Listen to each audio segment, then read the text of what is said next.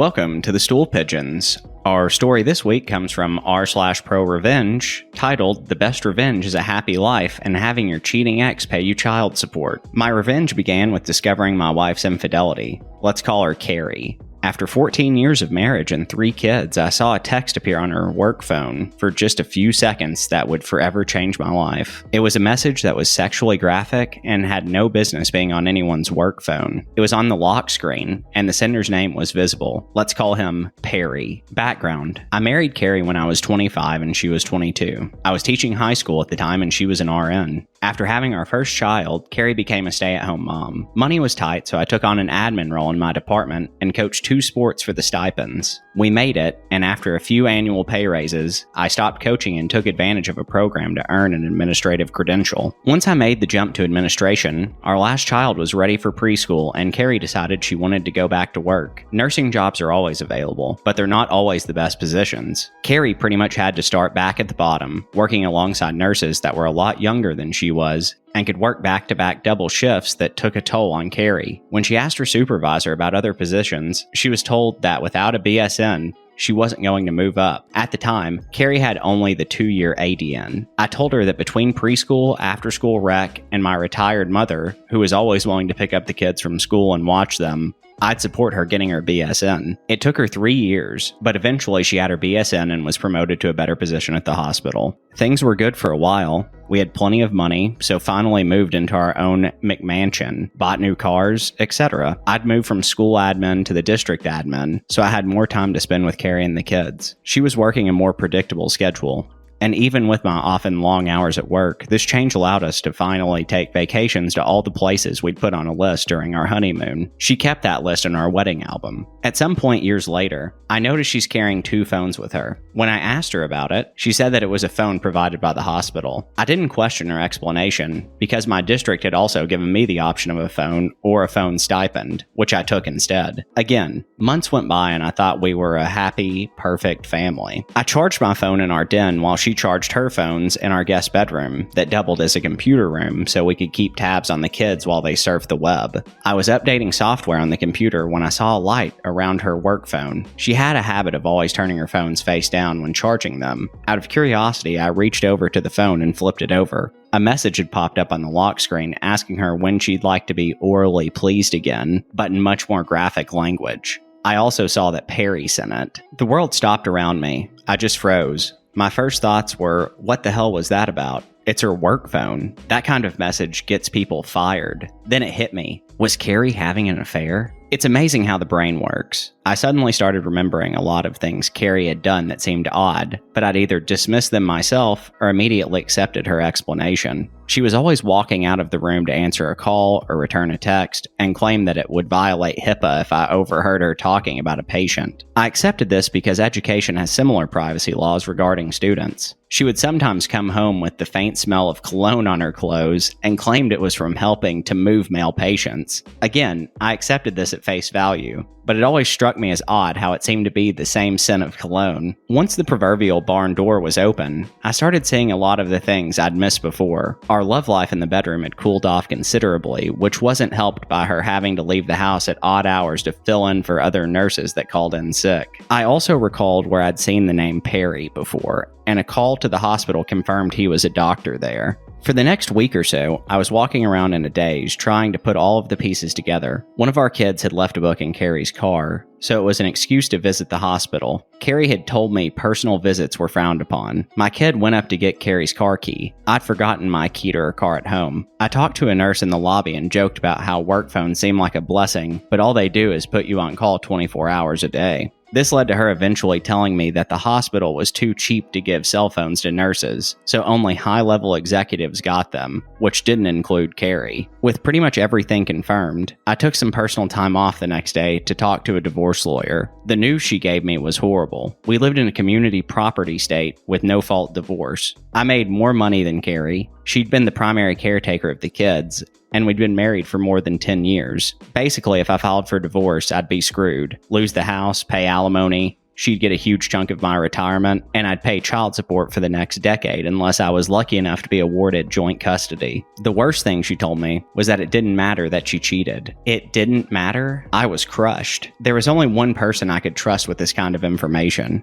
She was a fellow teacher that had also made the jump to administration, but was stuck at a school site. Let's call her Anne. Anne had been married at 19, but her marriage was annulled when he got some other woman pregnant. Since then, she'd focused on her career, and we'd found we were kindred spirits in a lot of ways regarding K through 12 education. I talked to Anne. She said something to me that changed my whole mindset. If you don't like the hand you're dealt, change the deck. I realized I had two problems. I made more money than Carrie, and she had more time than me to be the primary caretaker of the kids. The second issue was actually kind of easy. At every district office, there are jobs that are fast tracks to higher positions, and there are jobs that our administrators suffer through, like mess or KP duty in the military. One of these dead-end regulatory positions was open again. Ambitious administrators leave after a couple of years when a better position opens up. I sat down with our district superintendent and asked about being transferred to that position. At first, he was shocked, but I told him that it was my time to take one for the team, and it would fill a hole in my admin experience. He agreed. It was really just crunching numbers with no personnel or student interaction, so I could set my schedule, even take a laptop home and work there. With my new free time, I began taking the kids to school, picking them up from school, not leaving them in after-school rec or having my mother watch them, and taking them home. I'd help them with their homework, make dinner, etc. While the end goal was to become their primary caretaker, I can't explain how much I really enjoyed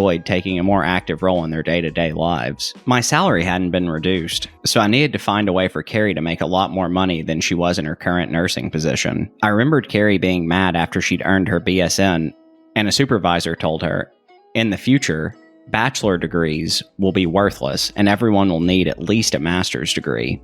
Carrie had worked hard to get her BSN, and that supervisor's comment pissed all over her hard work. I talked her into starting an MSN program. I told her that since I had much more flexible work schedule, I would keep taking care of the kids. She was reluctant at first. Then I said, "You could have every evening free to study or go to class, whatever you want to do." I saw her eyes immediately light up, probably thinking that she could spend more time with Perry. To make sure she was actually completing her MSN courses, I paid her tuition and fees directly to her university. It was going to take her between 2 and 3 years to finish. Those years were rough at times. I could tell every time she was rushing off or coming back from seeing Perry. There was an excitement or sense of satisfaction in her eyes that just wasn't there when she was doing her coursework. I had to either smile or pretend I didn't notice. My temper got short at times, and I found myself in arguments over petty nonsense. A couple of times I almost blew the whole charade, having to bite my tongue and apologize rather than scream insults at her that she deserved. Anne remained my confidant through all of this. I'd recommend her for my previous fast-track position, and she joined me at the district office. Anne was qualified, hardworking, ambitious, and only needed her foot in the door to impress the higher-ups. I even got a few pats on the back for recommending her after she impressed everyone. Anne and I started having our own affair. It wasn't some hot-blooded, passionate romance, but two friends giving each other what they needed. Without Anne, I wouldn't have been able to maintain the charade of being the oblivious cuckold. But when Carrie would come home smiling after spending time with Perry, I was able to bear it, smiling back because I had my own lover. After 3.5 years, Carrie completed her MSN and was promoted at her hospital. Her salary went up substantially and was now higher than mine. When the kids and I made her a congratulations dinner, I made a joke about her being the breadwinner for the family, and she laughed, joking back I should be a stay-at-home dad now. A month later, I went back to the lawyer, who didn't remember me at first, and told her the financial situation had drastically changed. With these new facts, she drafted the petition and filed it. When the kids were with my mother, I had Carrie served. The deputy knocked on our front door and I let him in, pointing at my wife. He asked her name and then handed her a copy of the divorce petition.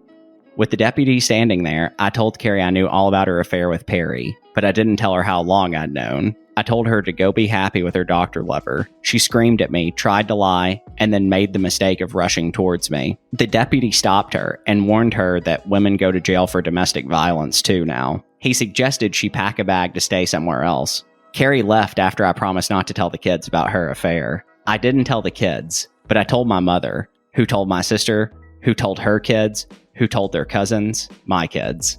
It took a few days, but eventually the kids knew that Dad was divorcing Mom because she had a boyfriend. In the end, the court granted the divorce, giving me primary custody of our kids because I was already their primary caretaker. I kept the house with the promise I'd refinance to buy out Carrie's half. She was ordered to pay child support, and I used that fact to negotiate with her to give up any rights to my retirement if I bought her out. I was able to refinance my home. It was the era when banks threw money at everyone to buy or refinance a mortgage. And with a little money borrowed from my parents, I bought out Carrie's community property interest in the home and in my retirement.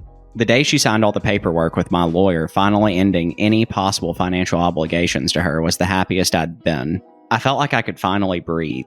I celebrated with Anne, who'd been my rock through all of it. I'm not ashamed to say that through the years, I'd cried many times in her arms. Anne and I would eventually marry. She got promoted to a higher position, and I was convinced to take back my previous position at the district when my youngest child reached high school. Carrie and I got along well after the divorce. We took the kids to family therapy and worked out this co-partnering thing. For the few months, she took a beating from the kids about why she needed a boyfriend when Daddy was there all along. Between the kids and the therapist raking her over the coals, I didn't have to say anything at all. Carrie missed a lot of time with the kids because of her now legitimately busy work schedule, and I actually felt bad that my kids were missing time with their mother, so encouraged them to talk to her on the phone instead. When Carrie found out that I'd proposed to Anne, she congratulated me. I told her it's okay for her to marry Perry too. She got sad. She told me that Perry had started seeing another woman, a younger nurse at the hospital, because with her new position, she didn't have time for him, and when they did get together, she wasn't fun anymore. My ex-wife, the woman who cheated on me and destroyed our marriage, was looking to me for sympathy. I had none to give. What I had was years of anger and frustration, years of knowing some other man was sleeping with my wife.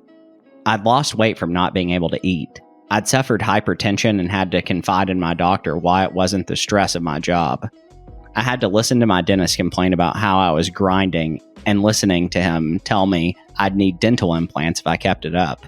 There were times when I had to be intimate with Carrie to keep up the charade, fortunately, infrequently, only to lie that I wanted to use condoms to remind us how we used to have sex when we were dating, or because I might have a bladder infection. Then go take an STD test anyway and wait for the results before seeing Anne again. But in the end, it was all worth it. Sure, Carrie got a big payout when I bought her out of the house in my retirement, which she was trickling back to me through child support, but she lost everything else. Her kids only saw her every other weekend and spent a couple of holidays with her. Perry dumped her, and he was no great catch anyway, since he was twice divorced with 5 kids and paying alimony and child support through the nose. I kept my kids, my house, my income, my retirement. I got Anne, and I'm genuinely happy. All in a community property state with no-fault divorce. If that's not pro-revenge, then I don't know what is. Well, if anybody's trying to make friends on Reddit and specifically looking for divorce guys that post long diatribes about their own experiences with their wives, you want to go to this post and just read all the subreddits that are very long, which I'm not even going to read.